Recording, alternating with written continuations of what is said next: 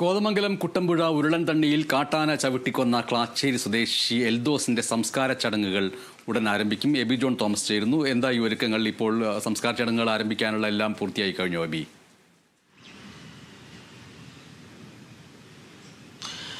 MS സംസ്കാര ചടങ്ങുകൾ ആരംഭിച്ചു കഴിഞ്ഞു.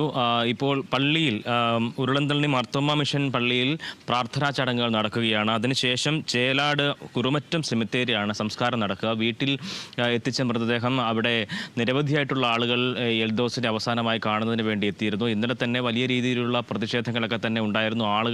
അവിടെയുള്ള ആളുകൾ, ഒപ്പം തന്നെ ഇതേ സമാനമായിട്ടുള്ള വിഷയങ്ങൾ, പ്രശ്നങ്ങൾ അഭിമുഖീകരിക്കുന്ന ആളുകളൊക്കെ തന്നെ ഇന്നലെ വൈകിട്ട് മുതൽ ഈ സംഭവം അറിഞ്ഞത് മുതൽ ആ നാട്ടിലുണ്ട് എന്നുള്ളതായിരുന്നു. തുടർന്ന് ഇന്നലെ വലിയ രീതിയിലുള്ള പ്രതിഷേധങ്ങളൊക്കെ നടന്നു. ഏതാണ്ട് 7 മണിക്കൂറോളം സമയം ഇത്തരത്തിൽ വലിയ പ്രതിഷേധങ്ങൾ നടന്നു. തുടർന്ന് കളക്ടർ, MLA മാർ തുടങ്ങിയവരൊക്കെ ചെന്ന് വലിയ രീതിയിൽ ഇവരോട് സംസാരിച്ച് ഇവരെ കാര്യങ്ങളെല്ലാം തന്നെ, അതായത് അവിടെ വേണ്ട സൗകര്യങ്ങളെല്ലാം തന്നെ ഒരുക്കിത്തരാം എന്നുള്ള ഉറപ്പ് നൽകിയതിനെ തുടർന്നാണ് മൃതദേഹം ആശുപത്രിയിലേക്ക് കൊണ്ടുപോകുന്നതിന് വേണ്ടിയിട്ടുള്ളൊരു സമ്മതം പോലും ആളുകളുടെ ഭാഗത്തുനിന്നുണ്ടായത്. തുടർന്ന് ഇന്ന് രാവിലെ ഏതാണ്ട് 8 മണിയോടുകൂടി തന്നെ ഈ പോലീസ് ഉദ്യോഗസ്ഥർ ഉൾപ്പെടെയുള്ള ആളുകൾ കളമശ്ശേരി മെഡിക്കൽ കോളേജിലേക്ക് എത്തിയിരുന്നു.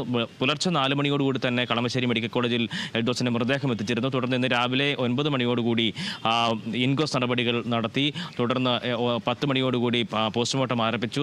1.5 മണിക്കൂർ സമയം നീണ്ടുനിന്ന പോസ്റ്റ്മോർട്ടം. അതിനുശേഷമാണ് വീട്ടിലേക്ക് മൃതദേഹം ബന്ധുക്കൾക്ക് വിട്ടു നൽകിയത്. തുടർന്ന് ആണ് ഇത്തരത്തിൽ അവിടെ എത്തി ഒരു പൊതുദർശനം പോലെ തന്നെ ആളുകൾക്ക് വന്ന് കണ്ടു പോകാൻ ഉള്ള സൗകര്യം ഒരുക്കിയിരുന്നു. MLA മാർ ഉൾപ്പെടെയുള്ള ആളുകൾ, വിവിധ രാഷ്ട്രീയ കക്ഷികളിലെ ആളുകളെല്ലാം തന്നെ അവിടെ എത്തി ഈ വീട്ടിലെത്തിയിരുന്നു. തുടർന്നാണ് പള്ളിയിലേക്ക് മൃതദേഹം എത്തിച്ചിരിക്കുന്നത്. ഇവിടെ നിന്ന് പ്രാർത്ഥനയൊക്കെ തന്നെ കഴിഞ്ഞതിന് ശേഷമായിരിക്കും ചേലാട് കുറുമറ്റം സെമിത്തേരിയിൽ സംസ്കാര ചടങ്ങുകൾ നടക്കുക. നേരത്തെ 3 മണി സമയമാണ് പറഞ്ഞിരുന്നതെങ്കിലും ഈ ആളുകളൊക്കെ തന്നെ ഒരുപാട് വന്നതുകൊണ്ട് തന്നെയാണ് ഇത്തരത്തിൽ ഈ സംസ്കാര സമയം നീണ്ടുപോകുന്നൊരു സാഹചര്യം കൂടി ഉണ്ടായി. നമ്മൾ രാവിലെയും അക്കാര്യം സൂചിപ്പിക്കുകയുണ്ടായി. കാരണം 3 മണി സമയം എന്ന് പറയുന്നത് ഇത്രയും വലിയൊരു സംഭവമാണ്.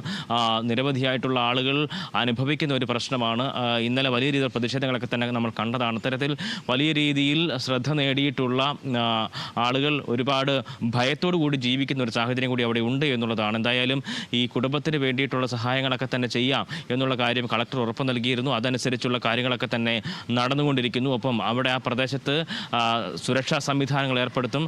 ട്രെഞ്ചിങ് നടപടികൾ തുടങ്ങും. ഒപ്പം തന്നെ ഹാങ്ങിങ് ഫെൻസിങ് സംവിധാനം ഉണ്ടാകും.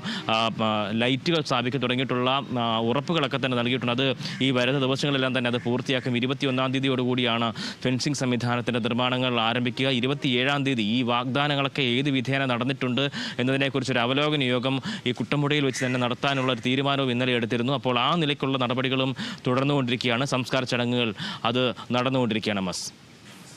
അതെ, സംസ്കാര ചടങ്ങുകൾ പൂർത്തിയാകാൻ പോകുന്നതേ ഉള്ളൂ, നടന്നുകൊണ്ടിരിക്കുന്നു. എബി ജോൺ തോമസ് ആണ് വിവരങ്ങൾ പങ്കുവച്ചത്.